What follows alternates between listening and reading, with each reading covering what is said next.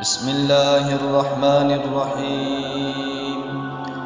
وعن ابن مسعود رضي الله تعالى عنه قال قال رسول الله صلى الله عليه وسلم: ما منكم من أحد إلا وقد وكل به قرينه من الجن وقرينه من الملائكة. قالوا: وإياك يا رسول الله صلى الله عليه وسلم. قال: وإياي، ولكن الله أعانني عليه فأسلم، فلا يأمرني إلا بخير. رواه مسلم.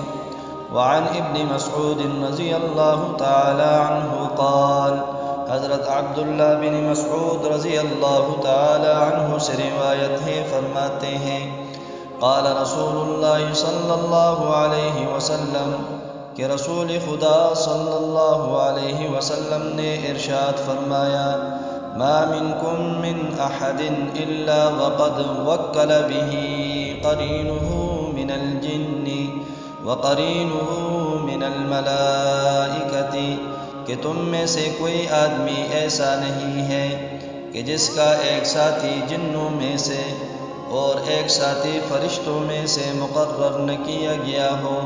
قالوا: وإياك یا رسول اللہ صلی اللہ علیہ وسلم۔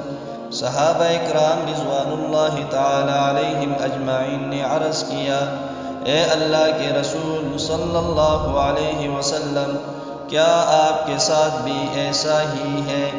قال: وإياي، ولكن اللہ اعاننی علیہ فاسلم۔ اللہ کے رسول صلی اللہ علیہ وسلم نے ارشاد فرمایا: ہاں، میرے ساتھ بھی ایسا ہی ہے، مگر اللہ جل جلالہ نے مجھے اس جن سے مقابلہ کرنے کی مدد دے رکھی ہے۔ فاسلم، اس لیے میں اس کے مکر و فریب اور ضلالت سے سلامتی میں رہتا ہوں۔ فلا یأمرنی الا بخیر، بلکہ یہاں تک کہ وہ بھی مجھے نیکی کا مشورہ دیتا ہے۔ رواہ مسلم، اس حدیث کو امام مسلم رحمہ اللہ نے روایت کیا ہے۔ سامعین محترم، اس حدیث میں یہ بتایا گیا ہے کہ ہر انسان کے ساتھ دو ساتھی ہوتے ہیں، ایک جنات یعنی شیطانوں میں سے اور دوسرا ملائکہ میں سے۔